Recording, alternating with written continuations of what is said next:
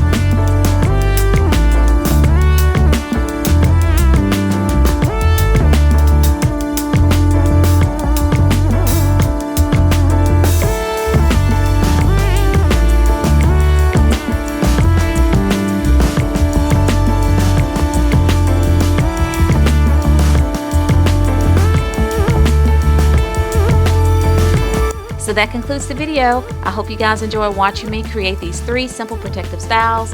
If you did, go ahead and give this video a thumbs up, leave a comment, share, and subscribe.